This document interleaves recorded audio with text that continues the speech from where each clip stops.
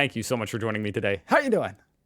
So the other day, when I was reacting to that video of Britain handing Hong Kong back to China, which was pretty fascinating, it referenced Britannia. And it showed it, you know, a large yacht. And it caught my eye. I was interested. I'd never heard of it before. Apparently it's the Royal Yacht, which is pretty dope, if I do have to say so myself. So I'm curious. I'm certainly curious to get an inside look at the Royal Yacht. Thanks to Today, a small and up-and-coming YouTube channel. Check them out, link down below.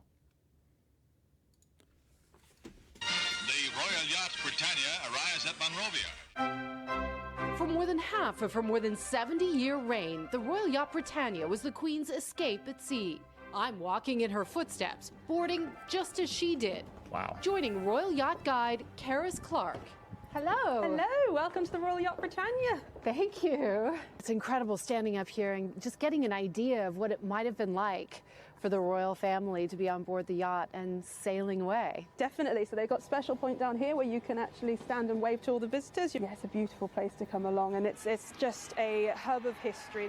A history that began when a young Queen Elizabeth launched the ship in 1953. Wow. I name this ship Britannia. I wish success to her and to all. Oh my God, look how, this is such awesome footage. She's just so young and it's so cool.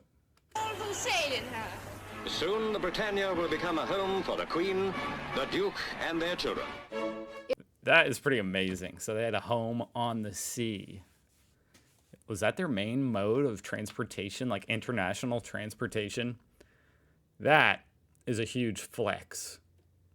I would have thought I'm sure they did fly, you know, private jet. But sailing around on a yacht to get from country to country, that is too cool. It hosted 4 royal honeymoons, including that of Prince Charles and Diana, the Princess of Wales, in 1981. Wow. Prime ministers and presidents filled the majestic state dining room, and in the royal quarters, a space designed by the Queen herself. So Karis, this is the Queen's bedroom? Wow. Indeed it is, yeah, the only place you can actually see the Queen's bedroom. Can you go tour this thing? now, so It's incredible to see this space and know that this is where she spent her... A modest-sized bed. I appreciate that, you know what I mean? It's kind of a modest, it's a beautiful room. But I kind of appreciate how kind of down-to-earth, modest it kind of is. private time. Then again, I'm talking about a modest bedroom on a yacht. So, but it's cool. And what amazes me is when you look at Prince Philip's bedroom, that bed looks tiny. yes, I know, they chose it. A 6-foot-tall Prince Philip slept in a modest 3-foot-wide bed. Wow. The Queen had her own office at sea, too, a small study. At the end of a long day, the Queen would sit on these steps, kick off her shoes, and read her telegrams. Relaxing in the sun lounge or the state Read her telegrams. Man, she was around for a long time. What a life she had. drawing room, designed to be a country home at sea with a grand piano.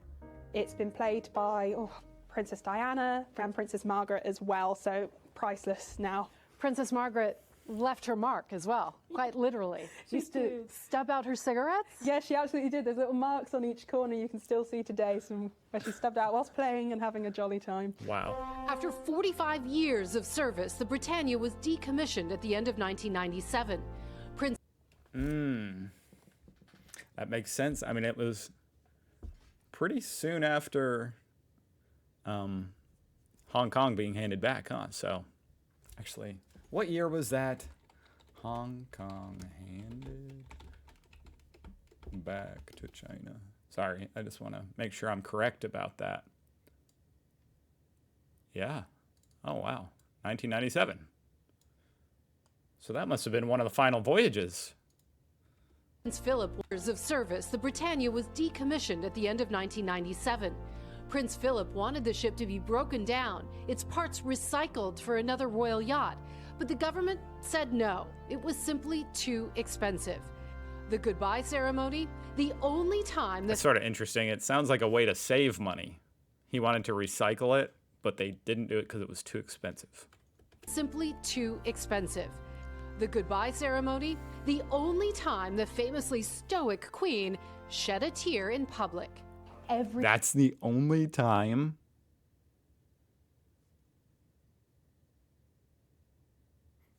How's that even possible?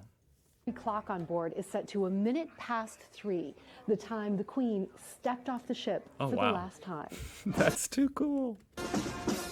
Britannia sailed more than 1 million nautical miles on 968 state visits with the royal family, a kind of global ambassador, and a place the Queen once said she could truly relax.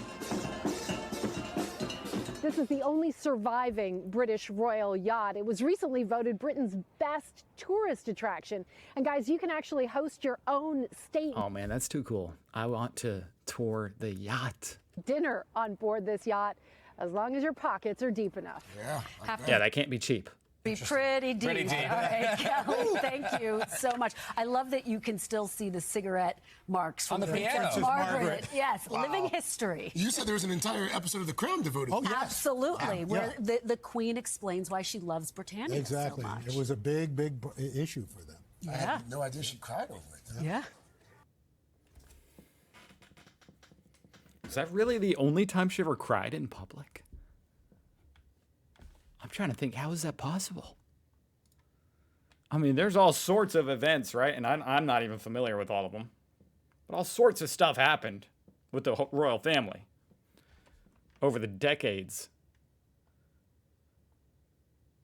And that was the one time she cried. Well, that's pretty cool. Is there no royal yacht? Are they making the new yacht? What the heck? All right, well, that was interesting. Thank you for watching. I'll see you tomorrow.